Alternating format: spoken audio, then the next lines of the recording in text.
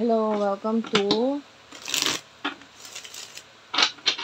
Virgo Philippines. So, reading to for Virgo, summarizing Venus, Jupiter, Virgos. Take only what resonates, hindi to magre-resonate sa lahat. Unfortunately, hindi ko makukuha lahat ng energy ng Virgo sa mundo. Kung gusto mo magpa-personal reading, Jing Tarot Reader. Friend ko yun, guys. Open siya sa personal reading. Ako po, dito na lang sa Facebook page. I-follow nyo na lang din ako dyan kasi may mga sinishare ako dyan na hindi ko sinishare dito sa YouTube. And then, TikTok shop, Unipri, UNIPRI. Feel free to check it out. So, may mga bago tayong products ngayon. And, of course, soon, may mga crystals tayo. Yan, katulad nito mga nasa harapan ngayon. If you want to check it out, doon na lang sa aming TikTok shop. Let's start. You do have your Three of Swords, Virgo. The Hangman.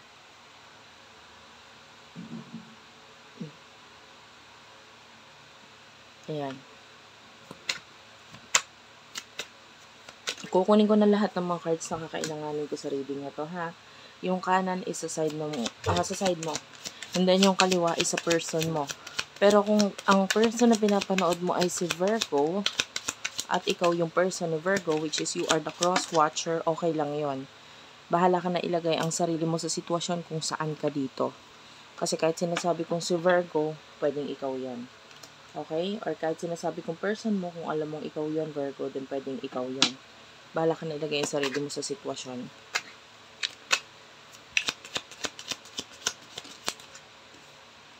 Knight of Cups, the Fool, ayan. Puro major arcana ang lumalabas dito. So far, 3 pa lang ang hindi. And then, 4 ang major. Hindi pala, 3 ang major arcanas.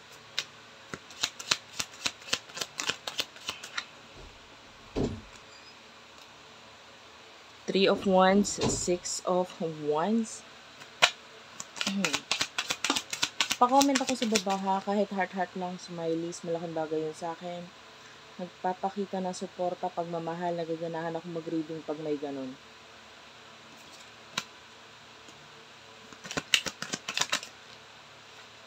The Strength card, another major arcana. Excuse me, guys. Two of Cups.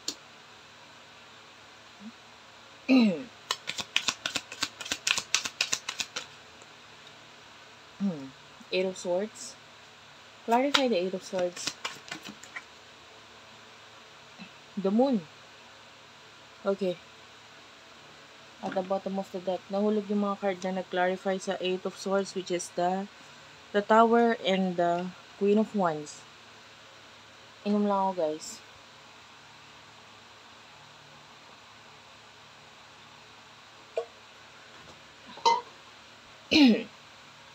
Okay. So, for what I can see here, Virgo, yung iba nasasaktan ka ngayon, pwedeng there's this part of you na naghihintay dito sa person. I don't know, yung iba, this is not the person you're waiting eh. Pwedeng may other person ka pang hinihintay. Yung iba, this is the person, but I don't know. Kung sino mo nitong hinihintay mo, nasasaktan ka kasi hinihintay mo siya. At may sakit maghintay kasi might be, yung iba sa inyo, naghihintay ka, but you know na may hirap maghintay lalo na if there's a third party situation sa connection ninyo. It could be you. It could be itong person na ito. No? Na hinihintay mo. Kung sino man yun. Pero masakit. Yung person na kakonect mo is someone who is actually proud ngayon. I feel like a lot of you could be married or in a relationship dito sa taong to. Pero parang proud siya kasi parang feeling niya kailangan mo siya. Parang ganun. And, but, alam mo sa sarili mo na kaya mo ang sarili mo. Pero itong person na to masyado kasi siyang mataas ang ego and maano siya, mayabang, sabihin na natin gano'n. Marami siyang sinasabi na parang pagyayabang. And I feel like isa ikaw sa kayang ipagyabang itong taong to. And kahit siya, no parang pagdating sa connection ninyong dalawa, parang siya yung mataas ang ego or mayabang nga kung sabihin sa inyong dalawa. And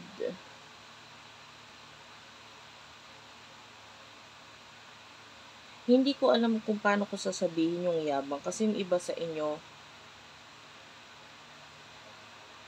iba't ibang klaseng yabang eh. Basta ikaw na nakakapagsabi nun.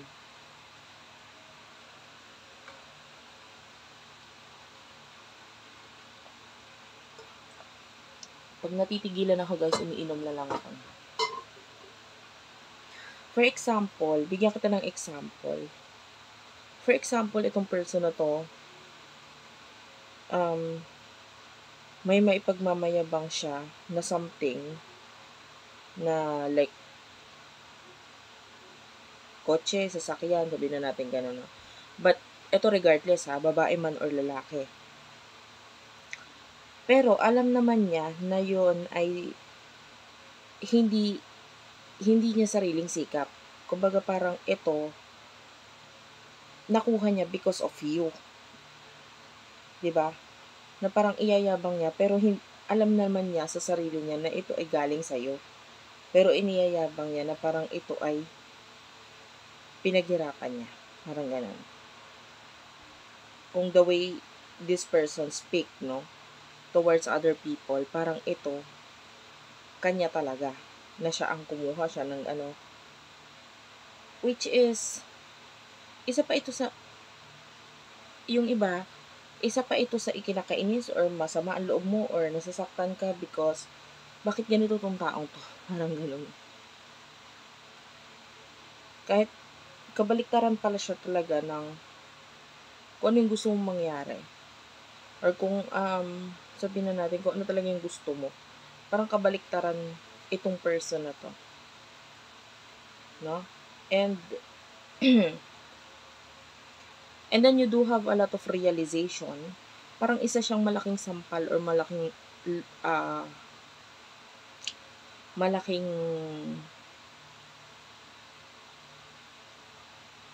karma, sabihin na natin ganun. Kasi marami kang natututunan sa kanya marami kang natutunan.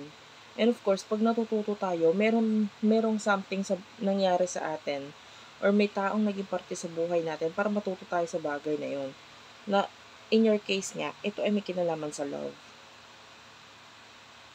Honestly, ang nakukuha kong story dito, ang nakukuha kong energy is like,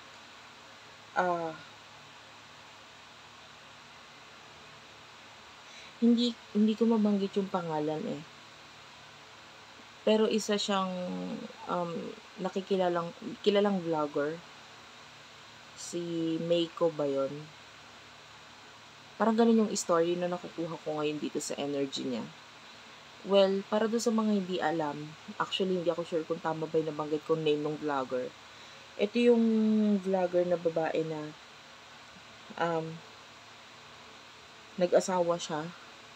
And then yung asawang nakuha niya is halos siya yung nag-provide. Siya yung nagbigay. Talagang siya yung alpha female kung tawagin. And then siya yung nagbigay dun sa asawa niyang lalaki. Gumastos ng kasal, milyon-milyon na nagastos, siya ang gumastos, wala man lang naambag yung lalaki, kundi konting luha, parang ganon. And parang actually doon sa mismong araw ng kasal is nagkaroon pa nga ng panloloko. Parang may ginawa pa yung lalaki yung hindi maganda. And then doon na, nung after a couple of years later, doon na naungkat or lumabas yung mga kasalanan ng lalaki, which is meron siyang babaeng iba or meron siyang parang nag-hire siya ng mga babae. I don't know kung mga ha, kasi hindi naman ako masyadong malawak, hindi ako masyadong ma-issue. Pero kasi nga, masyadong kumalat yung nag-trending ano. So, kahit pa paano, nagkakaroon ako may mga nakikita akong bagay na may kinalaman sa issues nila. Okay? So, anyway, to cut the story short, pwedeng ganun yung ginawa mo. Binigay mo lahat. Ginawa mo lahat. Pero tong person na to is hindi ko nila lahat. Pwedeng niloko ka. Pwedeng yung iba hindi in a way na may pambababae. Kasi yung panloloko could be anything eh. 'Di ba? Hindi naman kung panloloko babae lang. Or lalaki lang. No? Whatever your gender is.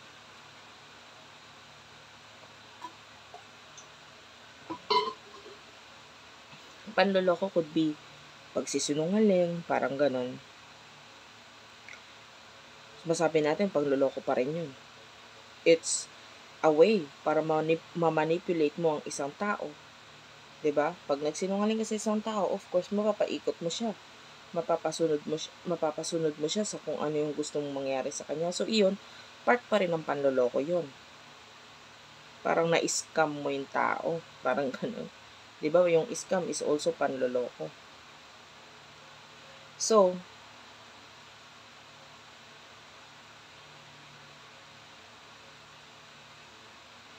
yun yung nakukuha natin dito. Which is, pwedeng naloko or na-scam ka nitong taong to, and then this person is really proud, and now you're broken-hearted kasi nagkakaroon ka na realizations, nabaliktad yung pagtingin mo dito sa person na to. Pwedeng yung emotions mo para sa kanya is nabaliktad din, nagkaroon ng from love, naging galit or what. That's what I can see here. So, emotions mo towards this person is that parang you want to take everything, na parang ayaw mo na ibigay sa kanya, parang gusto mong kunin lahat. Ayan, of course, gano'n naman talaga yun usually, di ba? Pag na-scam ka or may nakuha sa'yo, gusto mo makuha or may balik sa'yo yun. The Knight of Cups also, a lot of you is pwedeng gustong mag-entertain, or I can see you want to focus on new love or relationship. Kumbaga kung magmamahal ka, ayaw mo na magpakatanga ulit. And the Fool is like you're willing to take the risk. Yung iba ang hirap mag-take ng risk, lalo na if you are like sa story ni Meiko.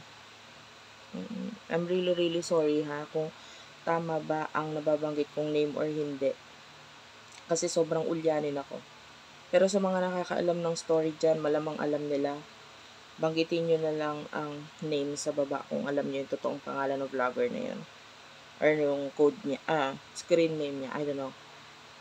Hindi ko kasi talaga alam. Actually, ulyanin ako sa name. So, yeah. Itong person na to is,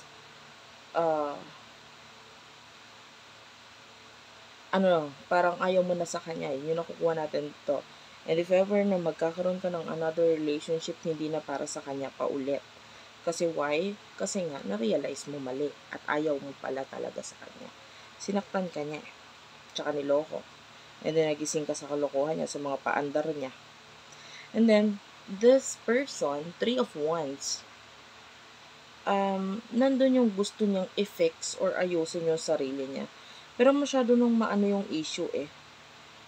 Pwedeng marami nang nakakaalam or may mga ginawa na siya or what na. Parang this issue is hindi na basta-bastang madaling ayusin. Na parang in an instant, ayos agad. Hindi ganon. Pwedeng nagkaroon ng pag-uusap or pinag-usapan na rin kayo ng iba na parang it's hard na para to go back to this person. No? Parang ang hirap nang ibalik nung dati. Kasi parang ang dami nang nangyari para ibalik pa yon. And then you do have here the Knight of Pentacles, which is, nakikita natin ito as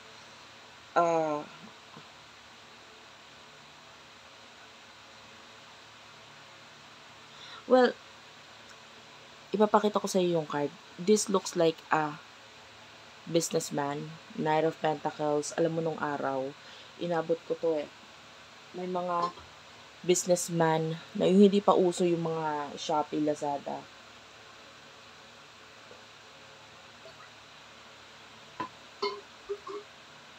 Dati may mga nag-iikot-ikot pa sa subdivision para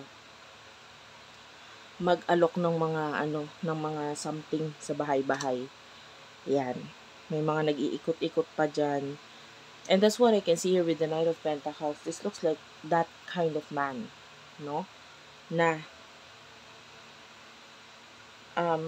dito sa connection na ito, andito na naman sa paiikutin ka na naman niya. Of course, gusto niya na sales eh. No? Na parang, ibig sabihin, sa connection ninyo, gusto ka na naman niyang lokohin or guyuin. And may mga gagawin or sasabihin na naman siya na parang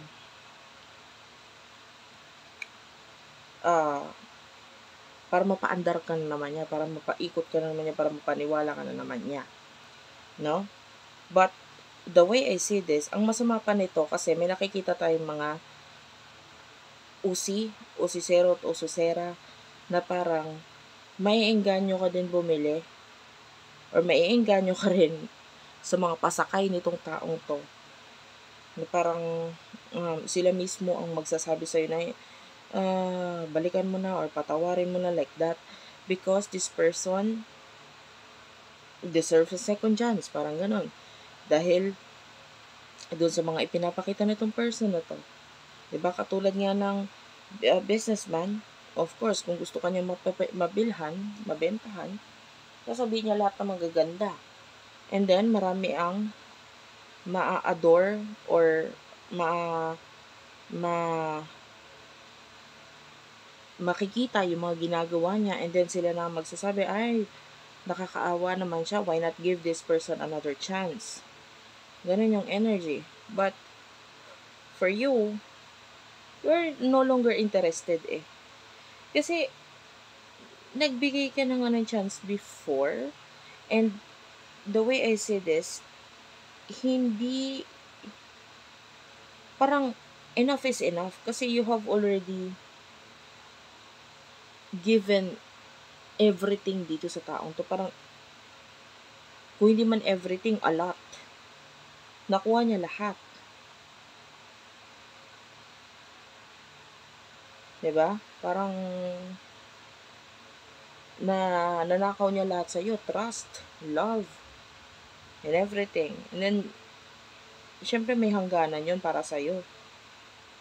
And the way I see this in the future, honestly, I can see relationship, partnership. Hindi kita bibigyan ng advice, decision mo yan. Pero nakakita ko dito ng yung iba, itutuloy pa rin sa relasyon, itutuloy pa rin yung relationship connection dito sa person na to. Kasi why? Bakit hindi? May pamilya ka na eh. Yung iba, 10 of Cups is family. 2 of Cups is relationship, partnership, and Strength card, ito yung nagpapatibay, and then yung iba sa inyo, pwedeng may pagpapatawad or may pagpapaulit ng relasyon. Pero, ito ay dahil, either ganito ha, may nakikita tayo ditong connection relationship na nababalik or nagkakaroon ng kapatawaran, mas matibay. Yung iba naman, kasi no choice, you're stuck. Wala kang choice kundi patawarin yung tao. Niloko ka niya, okay lang yun. Sa akin naman siya umuwi, parang ganon. The Eight of Swords is like a stuck energy. Lalo na yung iba kung may children na involved. So, yung iba, you have the choice kung anong gagawin mo sa future. Ayoko magbigay ng advice kasi actually, ang magbibigay na ng advice niyan is pwedeng yung totoong taong nakakaalam ng story ninyo. What is the advice na ibinibigay nila? Yung mga totoong taong nakakakilala, nakakaalam ng storya ninyo. Alam yung mga ugali ninyo. Ha? Hindi yung mga usisero at usisera lang ng buhay ninyo. The Queen of Wands, these are like advice mula dito sa mga taong to. Ano bang magandang gawin? Diba? Kasi with the Two of Cups. Itong relationship na to, hindi ko sinabing pangit, hindi ko sinabing hindi ko sinabing wag na ituloy, or hindi ako, kaya nga ayoko muna magbigay ng advice ngayon honestly, kasi wala ako sa tamang posisyon to give that to you sa ngayon, dahil wala tayong nakitang message dito kung ito ba'y dapat balikan or hindi. Honestly, wala akong nakitang dapat i-advise sa'yo, kaya hindi ako bibigay ng advice for now. What I see is that yung iba sa inyo okay naman, okay bigyan ng relationship another chance. Yung iba is I'm seeing the moon, no? Alam mo, nung una kasi dapat talaga yung advice is okay naman. Kaya lang nakakita tayo ng moon. This is secrets. This is panloloko. And the Chariot is here. So, Chariot is pag-move or pag-alis. You know, why? The Ten of Swords is here.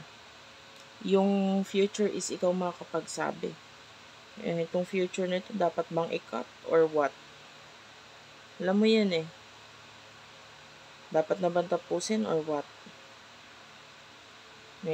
You are the one who can answer itong, or ikaw ang mismo makakapagbigay ng advice sa sarili mo. Halimbawa, nakikita mo yung sarili mong sitwasyon at kinakausap mo sarili mo, ano bang magandang gawin ngayon? Ganyan yung nangyayari. Dapat bang bigyan ng chance or hindi? No? Kasi nakakakita tayo ng mga sikreto.